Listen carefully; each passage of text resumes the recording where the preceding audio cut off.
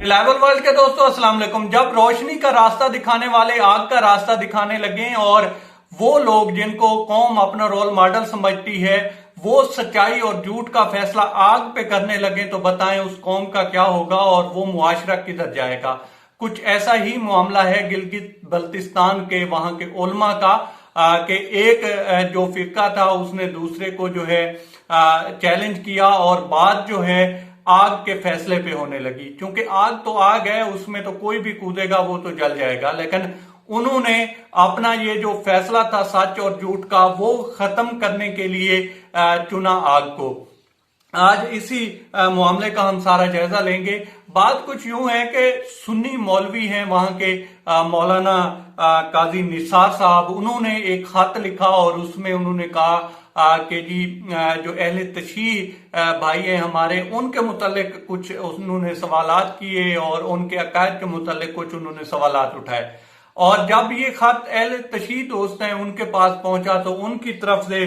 मौलाना रात हुसैन अल हुसैनी उन्होंने जो है जवाबन लिखा और फिर बात जो है मुनाजरे से मुबाहले की तरफ चली गई और ये तय पाया कि वहां पे एक ग्राउंड है, पोलो ग्राउंड है गालबन, वहां पे जो है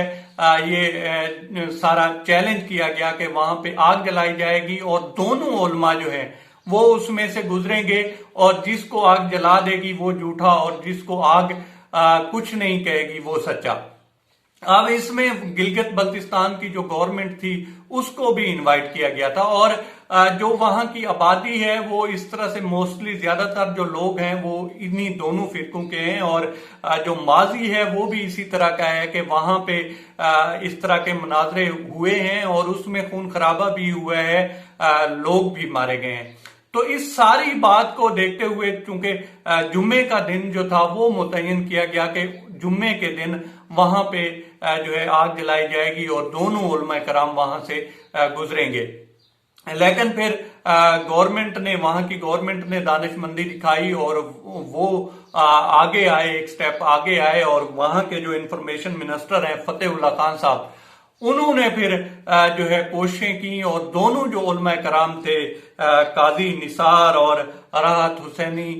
दोनों को बुलाया गया और फिर दोनों की जो है आपस में सुलह करवा दी गई और यूं एक भयानक रिजल्ट की तरफ जो जा रहे थे दोनों फिरके वो इससे बच गए हैं। लेकिन दोस्तों सवाल ये है कि हम लोग जो हैं इखलाकी तौर पर और वैसे भी मुआशरती तौर पर भी पस्ती का शिकार हैं। हमारी कुछ जिम्मेदारियां हैं, जिस तरह से हम लोग सोशल मीडिया पे बैठे हुए हैं या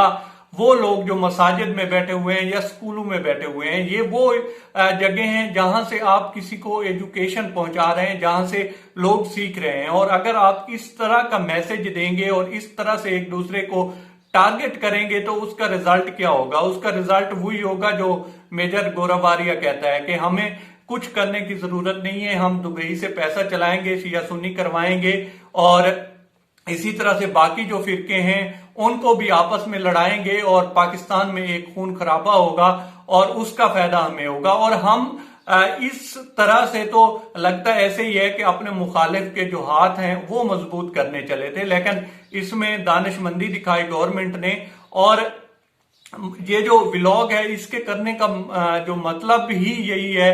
या मेरा मकसद ये था कि एक मैसेज पहुंचाना है कि हमें इन चीजों से अवॉइड करना है, हमें अपने मुल्क को सही डगर पे लेकर जाना है और हमें अपनी जिम्मेदारी का जो है एहसास करना है कि हम किस पोस्ट पे बैठे हुए हैं, किस जगह पे बैठे हुए हैं और हमारा मकसद क्या है। अब ये देखें ना कि आलिम दीन है, उनका मतलब या उनका मकसद तो ये है कि जो सही बात है वो लोगों तक पहुंचानी है या बच्चों तक पहुंचानी है। अगर वो एक दूसरे को ही टारगेट करने लगेंगे तो इस कौम का क्या होगा, इस मुल्क का क्या होगा। तो हमें अपनी जिम्मेदारियों को समझना है और इन जिम्मेदारियों को लेकर चलना है और कौम को सही जो है डायरेक्शन है उसकी तरफ लेकर जाना है। अब तक इतना ही दोस्तों, आप लोगों से रिक्वेस्ट है कि आप हमारे चैनल का विजिट करें और अगर आपको हमारे चैनल का कंटेंट पसंद आए तो इसे सब्सक्राइब करें। ताउन के लिए शुक्रिया दोस्तों।